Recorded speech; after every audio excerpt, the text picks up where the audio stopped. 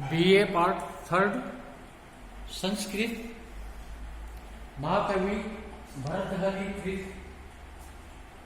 नीति शतकम जाति यातु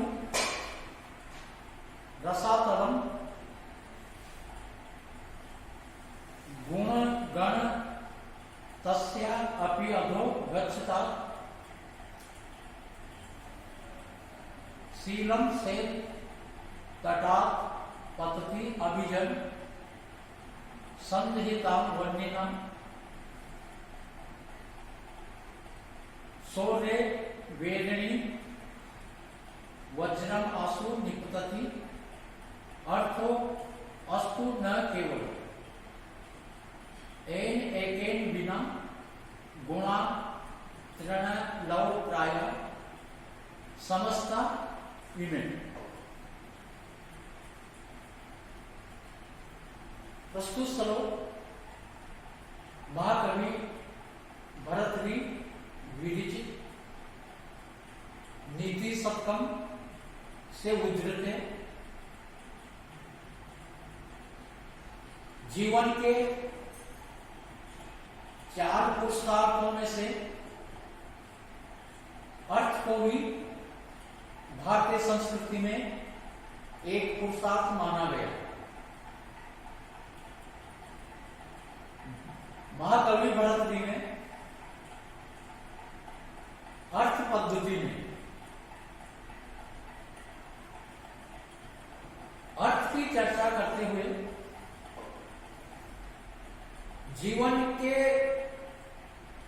जीवन में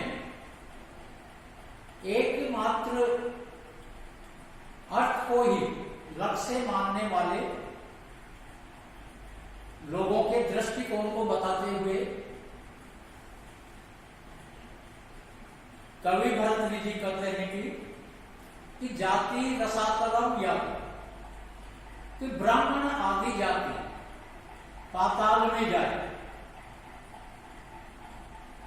गुण गण तस्य अपि अधगच्छता और गुणों का समूह उससे भी नीचे चला जाए, अर्थात पाताल से भी नीचा चला जाए।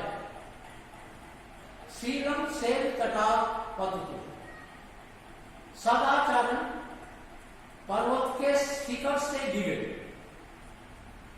अभिजन वर्णिना संदेहता उच्च कुल आग से भस्मसात हो जाए, वेदिने शौर्य आसु वज्रम निपतति शौर्य रूपी शत्रु पे शीघ्र ही वज्र गिर जाए, न केवलम अर्थम अस्तु हमारे लिए धन प्राप्त हो जाए, इन एक बिना समस्ता इन्हें गुण है कि जिस एक के बिना ये सारे गुण चरण लव प्राय संति कि ये सारे गुण तिनके के समान तुच्छ होते हैं। प्रस्तुत पद्य में जो लोग धन को ही जीवन का एकमात्र लक्ष्य मानते हैं, उस दृष्टिकोण पर विचार करते हुए कह रहे हैं कि जाति रसातलम या तो ब्राह्मण आदि जाति, ब्राह्मण आदि उच्च जाति रसातल में जाए, तस् गुण गण तस्य अपि अधगच्छता करुणा मैत्री आदि गुण उस रसातल से भी नीचे चला जाए। शीलम से तटात् पतति सदाचरण पर्वत के शिखर से गिर जाए, अभिजन वर्णिना संदेहता उच्च कुल अग्नि के द्वारा जला दिया जाए, वेदिन शौर्य आसु वज्रम निपततु शौर्य रूपी शत्रु पर शीघ्र ही वज्र गिर पड़े, न केवलम अर्थ अस्तु, हमारे लिए तो धन प्राप्त हो जाए। एक बिना समस्ता इमे गुणा, जिस एक के बिना ये सारे गुण तृण लव प्रायासंति, तुच्छ तिनके के समान होते हैं। श्लोक का भावार्थ यह है कि जो लोग धन को ही जीवन का एकमात्र लक्ष्य मानते हैं, उनके लिए ब्राह्मण आदि जाति यानी कि ब्राह्मण जो उच्च कुल माना जाता है वो रसातल में जाए, उसकी कोई परवाह नहीं करते। गुण गण करुणा मैत्री आदि गुण भी उस रसातल से भी नीचे चला जाए तब भी उनको कोई परवाह नहीं। उच्च कुल अग्नि के द्वारा भस्म हो जाए, उसकी भी कोई परवाह नहीं। सदाचरण पर्वत के शिखर से गिर जाए, उसकी भी वह लोग परवाह नहीं करते। उनका एक ही दृष्टिकोण होता है कि हमारे लिए धन प्राप्त हो जाए, क्योंकि उस धन के बिना ब्राह्मण आदि जाति, करुणा मैत्री आदि गुण, शील आदि उच्च कुल, ये सब चीजें नगण्य हैं। जो तुच्छ लोग होते हैं वह लोग धन को ही जीवन का एकमात्र लक्ष्य मानते हैं। उनका मानना है कि ब्राह्मण आदि जाति, करुणा मैत्री आदि गुण, शील, उच्च कुल, ये सब तो धन के बिना बेकार ही है। इन सद्गुणों को तो वह एक तुच्छ तिनके के समान तुच्छ लोग मानते हैं। इसलिए इस भौतिकवादी युग में तुच्छ लोग धन को ही महत्व देते हैं। प्रस्तुत पद्य में साधुर विकृतम छंद है, और साधुर विकृतम छंद का लक्षण है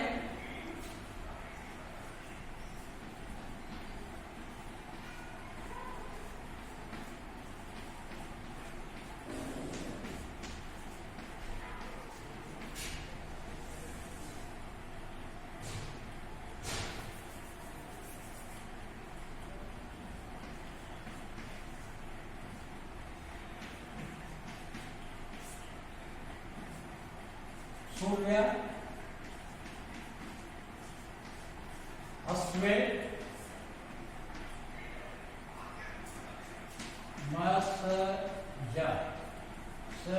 तथा गुरुव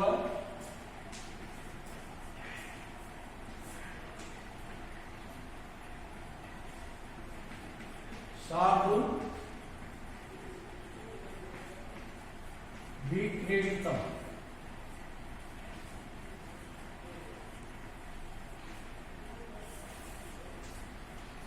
साधु विक्रीडितम छंद में 19 वर्ण होते हैं। प्रत्येक चरण में गणोपक्रम, मगन, सगन, जगन, सगन, तगन, तगन और अंत में एक गुरु वर्ण होता है। सार्वजनिक कीर्तन छंद में 12 और 7 पर यति होती है।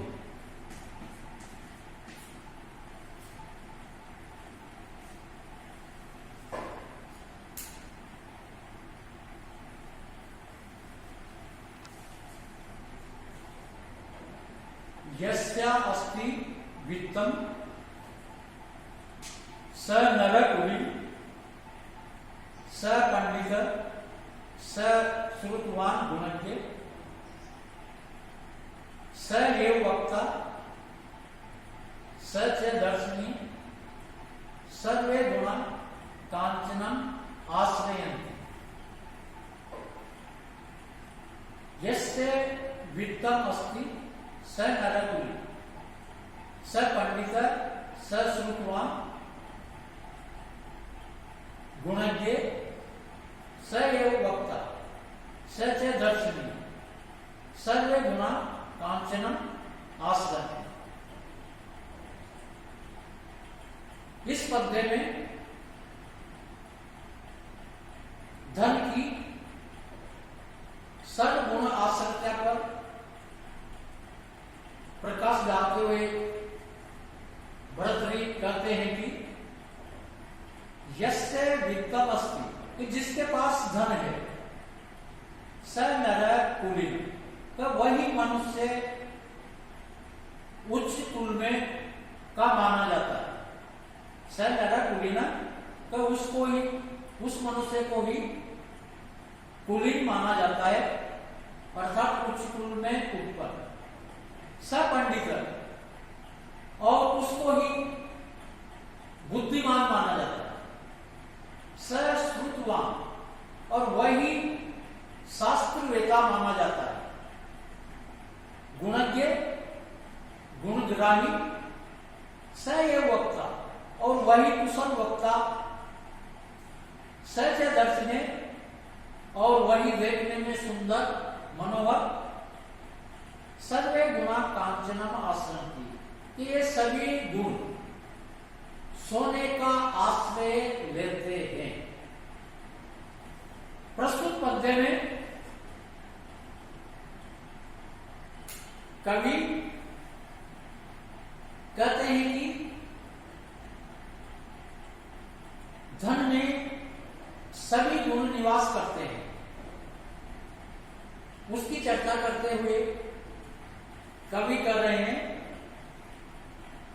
यस्य वित्तम अस्ति, कि जिसके पास धन होता है, स नरकुली, का वही मनुष्य कुलीन माना जाता है, अर्थात उच्च कुल में उत्पन्न माना जाता है। स पंडित, और जिसके पास धन होता है उसको ही बुद्धिमान माना जाता है। स श्रुतवान, और जिसके पास वित्त अर्थात धन होता है उसको ही शास्त्रज्ञ, शास्त्रों का ज्ञाता माना जाता है। गुणज्ञ, और जिसके पास धन होता है उसको ही गुणग्राही माना जाता है। स एव वक्ता, और उसी व्यक्ति को कुशल वक्ता माना जाता है। स च दर्शनी, और उसको ही सुंदर मनोहर माना जाता है। सर्वे गुणा कांचनम आश्रयन्ति, ये सारे गुण सोने का आश्रय लेते हैं, अर्थात धन का आश्रय लेते हैं। ये जो गुण बताए गए हैं, ये सभी गुण सोने में निवास करते हैं। जिसके पास धन होता है उस धन को आज के युग में जो तुच्छ लोग हैं वह उसको कुलीन मानते हैं। जिसके पास धन होता है उसको ही वे पंडित, बुद्धिमान मानते हैं। जिसके पास धन होता है उसको शास्त्रों का ज्ञाता समझते हैं। जिसके पास धन होता है उसको गुणग्राही मानते हैं, और जिसके पास धन होता है उसको ही कुशल वक्ता मान लिया जाता है। और जिसके पास धन होता है वह दर्शनीय होता है। इस प्रकार से अंतिम पंक्ति में बताया गया है कि सर्वे गुणा कांचनम आश्रयन्ति, ये सारे गुण कुलीनता, पंडित, श्रुतवान, गुणज्ञ, वक्ता, दर्शने, ये सभी गुण धन में निवास करते हैं। अर्थात जिसके पास धन नहीं होता उसमें ये सारे गुण, जो तुच्छ विचारधारा के लोग होते हैं, वह निर्धन व्यक्ति में इन गुणों का अभाव बताते हैं। लेकिन किसी दुष्ट और दुर्जन या तुच्छ व्यक्ति के पास धन है तो उसको कुलीन, पंडित, श्रुतवान, गुणज्ञ, वक्ता और दर्शने मान लिया जाता है। इस प्रकार से श्लोक का निष्कर्ष है कि सभी गुण सोने में निवास करते हैं। प्रस्तुत श्लोक में उपजाति छंद है।